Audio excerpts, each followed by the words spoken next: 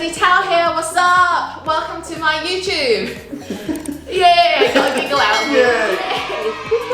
Now today, as you can see, I've got the very handsome and lovely guy called Nathan Winch. Thank you very much. Yeah, and you guys might know Nathan for securing loads and loads of lease options in property, but actually he's a business mogul. And what I mean by that is Nathan actually sold 2 businesses by the age of 26.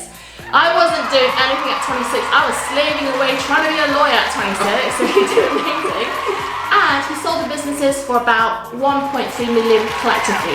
But today's really about who is Nathan Winch, who's behind, the property or the business exterior, and what is his drive, okay? And so you can find out if you're in your 20s or even if you're around my age and you're a bit lost, if you want to find out how you can do what Nathan does, firstly, click the subscribe button below, ding, ding, ding, ding, and hit that notification bell because I've got loads of awesome content coming out and I want you guys to be the first to find out.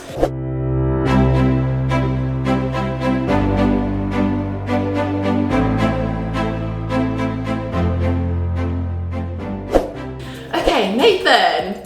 Hello. Did you enjoy that intro? I did, yeah, I enjoyed it. I enjoyed the bits we didn't need to edit. Yeah. Sorry. Today is like, guys, how many laughs can I get out of Nathan? That's it. But no, thanks for coming through to Leeds as well. I know it's been a bit of a journey for you, but yeah, I know you took a wrong turn as well on the way here, so I was waiting for quite some time for this actually. Like 5 rounds. Yeah, I think we'll let you off, but yeah, thanks for having me. You're so welcome. Well, thanks for having me and waiting for me.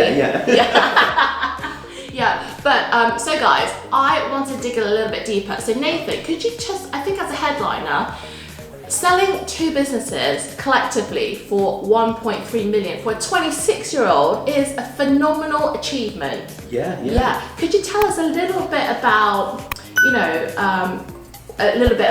what you were doing at that point, how you came to sell your business and make so much money? Yeah, so I've been in business quite some time, so by that point I'd done a lot of work. Hold on, some time. So what is some time, guys? Because I started when I was 30. How old were you? So I probably started when I was about 17, 18 actually. And and how old are you now? I'm turning 30 this year. Oh my God, guys! So just to let you know, he's been in business for like more than a decade. Yeah, working hard. Technically, okay. Yeah. So you were a teenager and you started. Yeah. Didn't even think of it like that. I was, teenager. Yeah. Well, the rest of us was rocking up debt, trying to go to university. Well, it's funny you say that because when I started my first business, it was whilst I was at university. Actually, it was in sort of the last year of university. Because on my gap year I worked in the NHS, so and that's where I spotted the opportunities that I thought I'd take.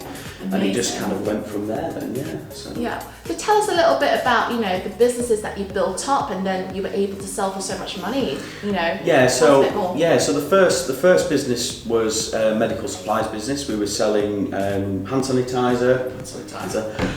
Just so you guys know, I'm on a corner, so there's sort of enough distance. There's about a metre. And Nathan. I'd be lying if I said I'd measured it, but there is about a metre.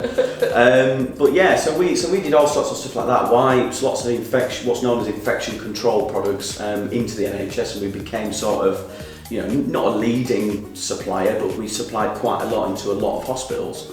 I kind of leveraged my understanding of working in the NHS to build that. Got investors, raised finance, grew the business, had a little bit of a hiccup along the way, but it meant I was able to sell the business to a supplier. What was the hiccup?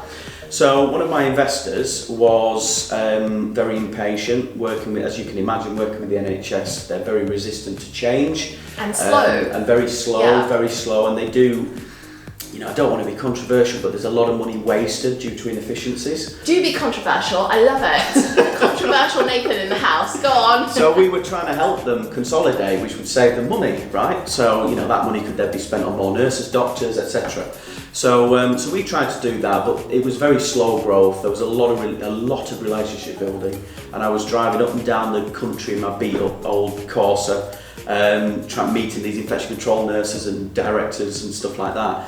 But it was very slow to begin with, and the investor had come from the oil industry, so it was very fast-paced, quick profits, in and out kind of exit sort of stuff. So he was getting very frustrated, and he tried to close down the business because we weren't growing fast enough, and I was I was taken aback by that. I remember one morning we had a bi-monthly board meeting, and there was about 6 of us on the board.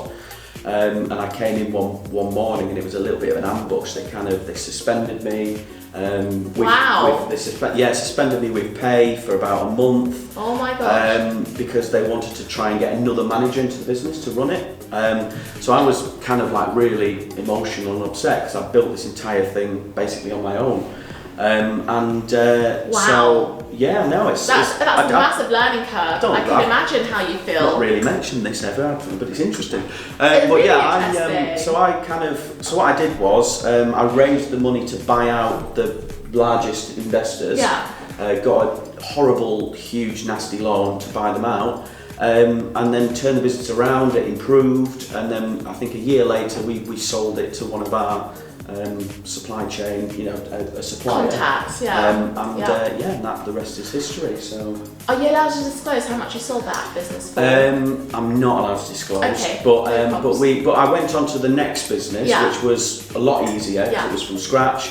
Obviously the stuff I'd learned, I was able to get it NHS contracts, so it was a brand new business that held lots of NHS contracts. Wow, so it was all in the medical field. Yeah, right, so amazing. it was and a little bit of other stuff as well. So we kind of branched out into food supplements and sort of stuff. By the way, guys, if you don't know already, and it's okay if you're new to investing, because that's what it's all about in terms of that's why we're talking here. Yeah. So it's really hard to get a contract with a governmental body, which is what the NHS is. Yeah, because they have certain procedures and policies and suppliers list in place that goes through a really thorough approval process. So for Nathan to sort of get there, it must have taken a lot of groundwork. It did, yeah. And but once we'd done it a few times, it kind of became second nature. So we were able to get a brand new business, get it ISO 9001 certified, and get it onto supply chain, and then it was worth something even before it was selling anything. Because of the contract. Because of the contract that they had with the NHS. So kind of did that a few times, and then that's where I then made the majority of the money off the back of the sale of the first business. So and then we kind of recycled that a little bit, and then I sort of did some consulting for other businesses to help them do the same. So this is not just the NHS, this is other government departments as well. And did really well, yeah. That's amazing. So now, because obviously it's a relationship that you built up when you were younger, yeah? Do you still consult businesses on how to get governmental contracts? Yeah, so we do. So I kind of got to the point, and this might be me being greedy, I don't know. You're awesome. I didn't know this. This is for you to decide. But I thought, I'm consulting these businesses, I'm literally making them, so it was literally tens of millions of pounds that I was helping them make through new contracts, getting certified, all this sort of stuff. Yeah. So I thought, well, and I was getting paid good money, but I was thinking, I've done this before myself, so why shouldn't I do it again? Sorry, you didn't see my expression, I'm just like, I did not know this about Nathan Winch. Bloody hell, I'm digging deep, okay? I'm digging deep today. Not too deep, but going to anything too personal. So did that a little bit, and I thought, no, I'm not going to do this. Yeah. I'm not going to consult anymore. I'm going to try and do it myself, but in collaboration. So what I did was, and over the time, obviously after I'd sold my first business, I started investing in startups and stuff. Yeah. Most of them didn't succeed, but I was fairly new to investing myself. So did some investing along the way and thought maybe this is how I can couple this up with, so if I invest in businesses, then provide them with all that value, then I'm going to get more value back than if I just consult bigger businesses. So I started doing that, and then that's when we started making quite a lot of money then. So I full-time invest in businesses when I'm not doing the property stuff, and then we kind of sell our stake back to the entrepreneur or to somebody else when we've helped them grow value. So it's a little bit like Dragon's Den. A little bit. Apart from I wouldn't class myself as an angel investor. We're kind of more organised than that. So we're what's known as a private equity company. Yeah. So we just invest in businesses to help them grow in value. So those of you that don't know what a private equity company is, it's basically a private, so it's Nathan, is you, or do you have business partners as well? I do have business partners as well. Yeah? So they basically, correct me if I'm wrong, okay, you pull your money together and look at what ventures or what businesses to invest in, but it's private, so you've got your own terms and conditions, and if you want to take a charge over something as security, I'm sure you've got your own process. Yeah, definitely. Is that right? That's exactly what we do. So we'll invest, we also lend money as well. Okay. But we tend to want to invest it because that's where the long-term gains are, but we do lend money for a fixed return as well. Are you regulated then? Because you are. Yes, That's so amazing. but only very recently though. So we were, because for businesses to lend to other businesses, you don't really need to be regulated. But when we started investing in businesses and taking personal guarantees, then we had to get FCA compliant, which we did. I don't know if you saw on my post. I saw. And that's a lot of work. It's a lot of work. And it's really good because it means that you're official. It can be quite expensive as well. But it works. It allows us to have better security, so we can take charges over businesses, personal guarantees, just to obviously protect the money that I've worked very hard to earn, basically. So Nathan, I'm not going to dig too deep, but I'm a numbers person, with the different, well actually, how many businesses, including your own, do you have stake in at the moment? 14 businesses. That's and we've got just under £300,000 invested, and we've loaned about £113,000. I wasn't going to ask you in so much detail. Oh, right. Thanks for sharing. You said you were a numbers person. You said you were a numbers person, so I thought I'd share. That's incredible. So we tend to look for about 12.5% if we lend money, and then when we invest money, we just kind of get involved. And I look for people like me, really, a key driving entrepreneur that's going to take the business to the next level. They just need that little bit of a kick.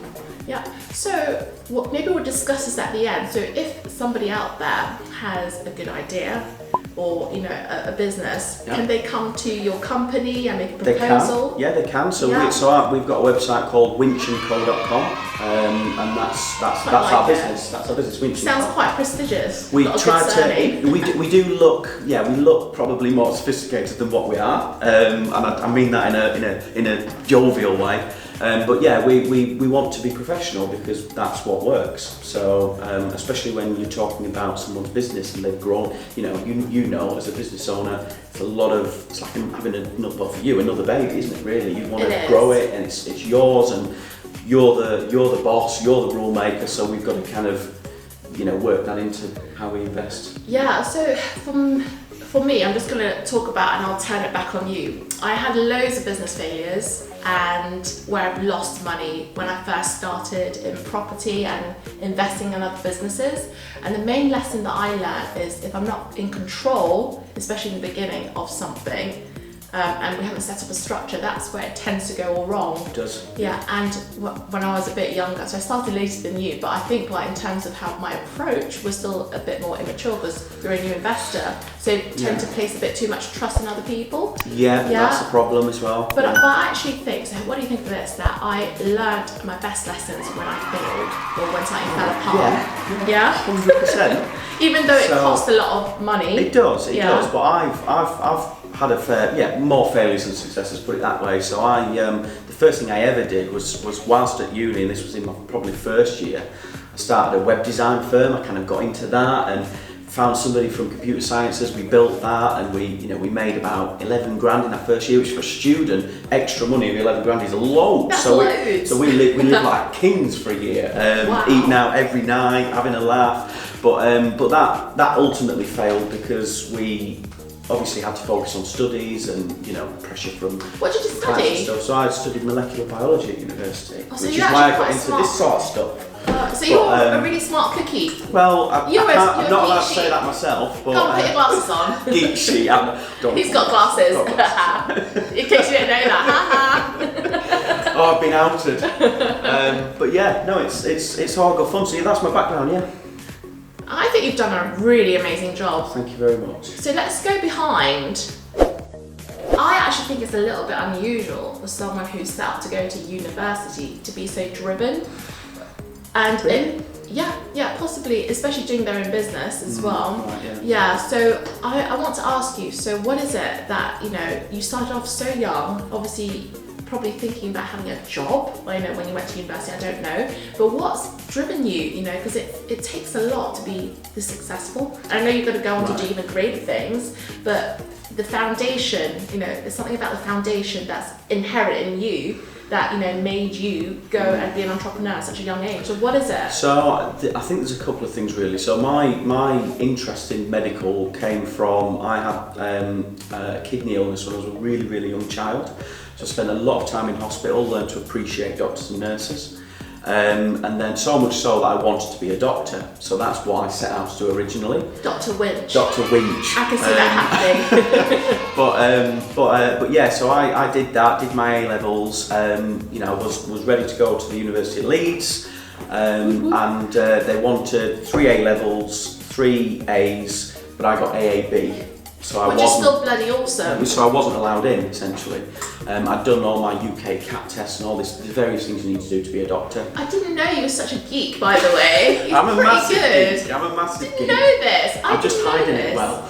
I know. I can't believe you've been labelled as a lease option guy and you've got so much more credentials behind you. Seriously, we need to get rid of that label. It can stay, but we need to change it. I'm happy to leave that with Trevor. But yeah, so but I wasn't smart enough apparently to be a doctor. So I think that plus the stuff from my background just really was a driver. I thought, look, I don't want to just do the bog standard stuff. A lot of my uni mates were going to work for, water testing things and all this sort of stuff and stuff like that, working in hospitals, in labs and stuff. And I thought, yeah, that's good. It would be interesting, but I want to do something a bit bigger. We're all, none of us are getting any younger, and I want to be able to, give my family a really, really good life, and and all that sort of stuff. What did your family do? So my dad was an engineer, so he worked on the railways. Not physically, it was kind of more office-based stuff. And project management. My mum used to work in a bread factory, but she bless her, she got a brain aneurysm, so she doesn't work anymore. So she kind of lives at home and stuff. And my sister works as a PA to a managing director of a window and door firm, which is very helpful. And my brother currently has just sort of finished college. He's looking to do something. He's a bit of a Dell boy. But yeah, so that's sort of in a nutshell. And I just want to be able to provide them with that person that can just give everybody what they want, if that makes sense. Were you ever deprived, that you felt like, No, I wasn't deprived. I mean, we weren't the richest people in the world. We lived four of us lived in a 2 up, 2 down semi, but we weren't terribly poor or anything. It's not a rags to riches story or anything like that. But yeah, we didn't. My dad worked hard to give us. I mean, my dad's well off in his own right now, and he's so he worked hard to give us that. And I'd lie if I didn't say he's helped me out and stuff in the past. So yeah, I think it's backwards and forwards. I feel like I owe a lot to him. I owe a lot to my mum because she looked after me when I was ill as a child. So it's just all these intangible debts to people that I need to kind of pay off, and also I want a good life for myself. I've got a partner now, bless her. She's very supportive. So I just want to be able to provide for all these people, as well as giving value and helping others do the same. And that's honest as well. I mean, that sounds a bit cliche. No, not at all. But it's family's everything, isn't it? Yeah. Really? So your drive is because you love your family so much. I think it right? is. And you wanted to provide everything you could for them. Yeah. I think that's lovely. It's amazing. Without sounding too cliche, honestly. And I personally, hearing your story because I didn't know you were ill and you suffered from a kidney problem. I think that hopefully you're better. Yeah, definitely. Touch wood, everything's fine. Yeah. I think that sort of made you evaluate your priorities, maybe. It did. Because I would imagine if I was unwell at a young age, you know, obviously all the unconditional love your parents gave you must have struck a massive nerve, and you just want to give back, right? Yeah, and all the doctors and nurses that would stay late, you know, past their shift just because I liked them and they wanted to look after me and stuff like that. And I mean, the NHS is fantastic, it really is. The people are fantastic.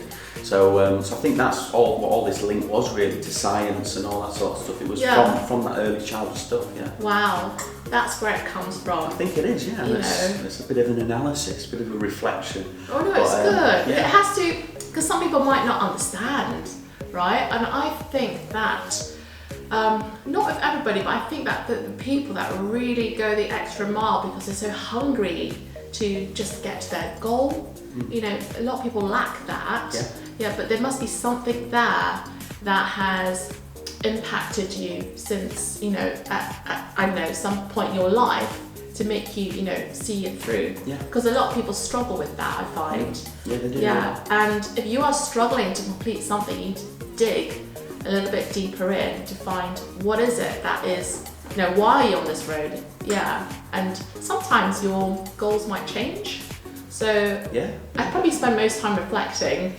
You know, especially during times like this as well. I mean, we spend a lot of time reflecting and seeing, you know, do we really need to do this as well? Can we not focus more on that? And, you know, kind of, I've done a lot of consolidation over the past sort of 2-3 months. And so have I. Snap. Yeah, snap. Just, same. Because, you know, I think business minded in terms of I'm thinking about what do I want to do with my lifestyle?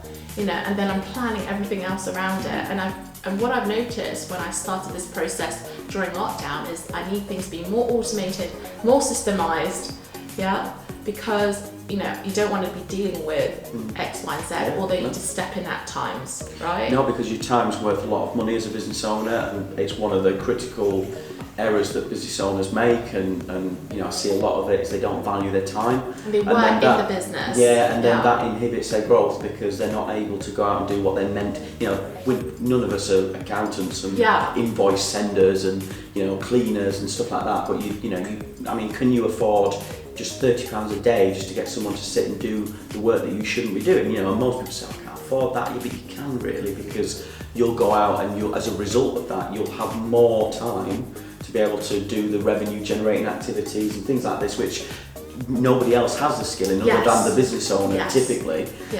So it's crucially important. You'll never grow, and that's why most business owners get stuck, in my opinion. Yeah, I tell you what we've done with generally the businesses. I've taken the same sort of thread with all the businesses that we have, which is so I don't know, this might not be too good for the economy, but I don't like dealing with employees whatsoever. I hate people management. So we're actually outsourcing our roles to, you know, a virtual team even more. Right. Yeah, and before I didn't want to do it because I wanted to see somebody face to face, and you know, but we started doing that more because of my SA business, which I said I didn't want to talk to you too much about, but because of the automation with the virtual assistants who look after the guests and the payments there, I basically took that and implemented it, or am in the process of implementing it across our different businesses, and it's actually been a great process. Yeah, because basically the costs have gone down, which is what I wanted, and I'm in control of everything as well. And they're working quite hard because they are hungry for their money because they don't have a salary stability there. It's by the hour they get paid. So I found that to be so far quite useful. Yeah, good. Just thought I'd share. Yeah. So Nathan, at the moment you've got a wonderful magazine that's come out and me and Trevor featured in. Yeah, very nice article, thank you very much. Can you tell us why you wanted to start this magazine up? Yeah, so really I feel like I've, you know, integrated myself into this community now of property investors, and a lot of people don't really know a lot of what I do, which is, you know, great because of this Lease options. but yeah, so I wanted to kind of give value but also build a business. So during lockdown, I was thinking, well, what sort of businesses would be able to survive this sort of period? And like I say, it's a lot of reflection, a lot of thinking, and it was kind of like just a passion project to start with, something to keep me busy because I couldn't do any meetings. It was very late, you know, right at the start. People were still kind of not knowing how to function at home. So I kind of started this passion project, and you know, I got Caroline, who was my PA, who is now my business partner in the magazine.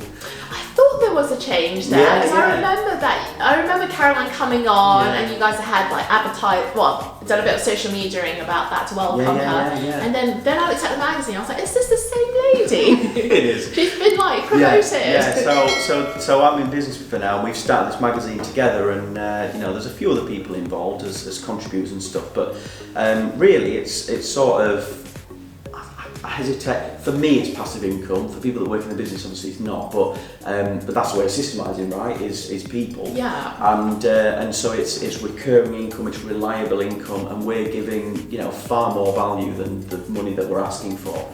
So and it's built a good business. We've got several hundred subscribers already. That's amazing. We've literally got thousands of people visit the website every week to view the free stuff that we do, and it's just I don't know. I've not really got any specific vision for it right now. I'm building it, and it's doing really well, and it's just I'm not expecting it to be bringing the millions of pounds or anything like that, but it's just fun, and it's a new twist on delivering value, outside of things like training and videos and stuff like that. It's another way of people being able to absorb value because we're all different sorts of learners.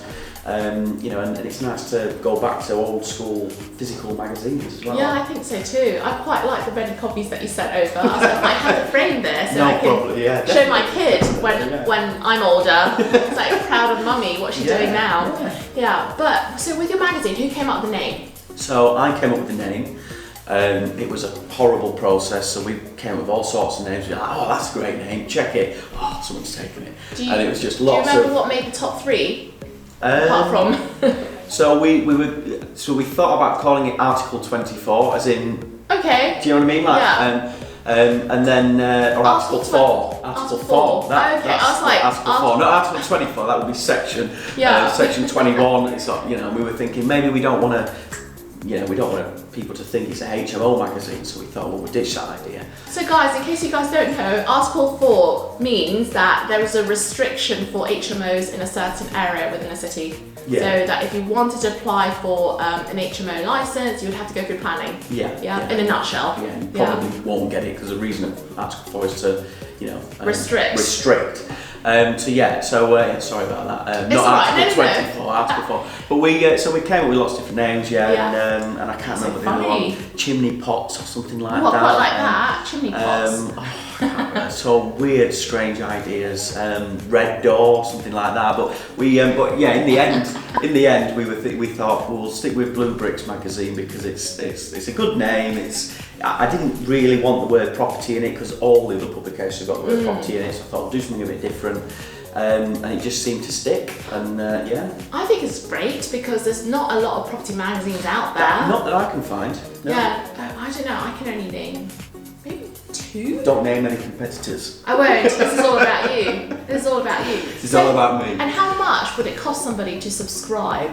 £3.49 per month. That's really good value for money. For the physical magazine, you can have just a digital only subscription, which I think is £2.19 per month. So you get all the articles, all the help and support and everything. So, And is it predominantly just the property magazine? It is, yeah. Yeah. So I know that you feature different property investors, real estate agents as well. So you get a real variety in there, right? Yeah, a bit of everything. Yeah. So guys, if you're interested for subbing to the Blue Bricks. Is it just called Blue Bricks Magazine? Blue Bricks Magazine. Yeah. I'm going to drop a link in the description below. Yeah. And at £3.49, I don't think you can actually get anything cheaper at that kind of value for something similar at the moment. Anyways, so I'm dropping that in the description below, okay? And I guess, Nathan, I think that we've spent a really good time getting to know you as a person a bit better. So I've got one question for you now, the last one. Yeah. Guys, before I ask Nathan, just hit that like button now. It's really good for the YouTube algorithm. Go on, smash it. Ding, ding, ding, ding, ding. Yeah. Okay, so the question is, if you were to advise the teen Nathan or the Nathan in his early 20s that's just starting his investing journey. Yeah. Okay, if there's one piece of advice, what would you say to him or her? Sorry, him. Him or her. Is this something you're not telling us? I was a woman in a previous life. So I'd probably say do more due diligence on people. Simply because of the investor thing. So, I don't just, if you've got a good idea, don't accept the first lot of money that stumbles through the door. What do you mean by due diligence though? As in, what, like? Yeah, so what? kind of get to know them a little bit more. So for example, this investor that we took on, the one that, screwed you over. The one that sacked me from my own company. That's horrible. But it's really hard. So we're talking about, in a nutshell, we're talking about how hard it is to diligence when you're young, because on a potential investor, because you're just so grateful that they have money there. Yeah. Plus, so this guy was going to give me about £150,000. So I'm thinking, well, surely you don't need to do due diligence if they've got that amount of money. Surely they're, and I'm not saying the guy wasn't credible. I'm just saying the style of investor was wrong for this business. It was going to be slow growth. This guy expects fast, quick, big profits. So it was never going to work. So I should have maybe not due diligence, maybe profiled him a little bit better. Yes, and it's okay to have a discussion about expectations. Yeah, of course it is. Yeah. Was that done in the beginning? You were still young. It was all very quick. I remember meeting the guy in a hotel in Peterborough. It was probably an hour's conversation before we came to an arrangement, which is probably not the best. I'd like to take my time now with business dealings and deals and structures and things. You're just grateful. Yeah, I think that's right. You're just grateful, and the guy's got a lot of money, so I feel like I don't need to do a lot of due diligence, and obviously that's not the right thing, is it? So. Yeah. Okay, so that's a great piece of advice to you. I think that was definitely a business pain. Yeah. That you experienced, definitely, right? Yeah. Did you feel like the need to just prove him wrong, in terms of? I think so. Yeah, I think so. So that was a driving factor as well for building business and selling the business, and obviously selling the business meant I could pay off all the debts that I'd got into to get rid of these investors. Yeah. It was a couple of different factors. I think that contribute towards that behaviour and those moves that I made. If you had to do it again, would you have taken the loan out to pay to buy the investors out, or would you have taken yourself out of the game? Probably would have taken myself out of the game. Right, because it's less work. It's less work. But had you not gone through that, you wouldn't have built a very successful business. Yeah, and I probably wouldn't have sold the business for as much as I did, because obviously without me in it, it started to kind of not fail, but revenues were falling, relationships were crumbling a little bit, and so I needed to kind of step in. If we'd have sold it at that point, we probably would have got a lot less. Yeah. So it needed that extra, I think it was an extra year after the investor exited, that it took me to really build it back up and make it more leaner. So we had a warehouse that was too big, we had a lot of staff that we didn't need, and it's just, there was just all that. It was just a lot of mechanics to it, it wasn't straightforward. I think you did phenomenally. It's something I can't imagine I would have to do in my early 20s. I would have failed. Yeah, so you did great. A massive learning curve. I mean, I didn't do any research. I'm a big fan of books. I'll read books, countless books on anything that I've not done before I do it. But back then, reckless entrepreneur, jump off a building and build your wings on the way down kind of thing, which is very much what it was. And that's why I made so many mistakes. But you learn from them, don't you, I suppose. So. I think the mistakes that you learn is something you can't actually buy. Who would pay to make mistakes, right? But it's actually the most valuable lesson, because as much as somebody teaches you, not to do something, unless you really experience it, and unless sometimes it really hurts you, you don't really learn properly. So I'm not saying this so that you guys should get into trouble, by the way. I'm just saying it's kind of like a different learning experience, which obviously sets Nathan apart from other entrepreneurs. Yeah, so I as an investor, I kind of now see the flaws that entrepreneurs have. So entrepreneurs are just the most frustrating things in the world now for me. When I'm trying to invest, I'm trying to tell them, look, no, do it this way because you'll not make that mistake. And they're like, no, got to do it this way. And almost they have to make that mistake. You can't kind of, I don't know how to explain it, but it's I can understand now why I was frustrating to my investors. It's a real role reversal, but it's all really interesting, exciting, and fun. So yeah. Oh, thank you so much for sharing. not a problem. I had loads of fun, guys. Nathan, did you have okay fun? Massive fun, massive fun. Yeah. Thank you for being so honest and sharing. Thank you very much. Yeah, no problem. And I hope that you guys, have taken a lot away. If you're older now, so in your 30s, don't give up hope. That's what someone like me is here for. And you're just starting out investing, That's it. But I think you're inspiring like the younger generation because you've done it, you've walked the walk, talked the talk, and look where you are now. Yeah. No, it's really, I've had a lot of fun. Yeah, it's been hard work and there's been ups and downs, but same with anything, isn't it? Yeah, absolutely. So guys, I've come to the end of this lovely interview with Nathan. I thoroughly have enjoyed it and hope that you have as well. And if you want to ask Nathan any questions, okay, I will put his email or somehow get in contact with him in the description below. Yeah, okay. Sure.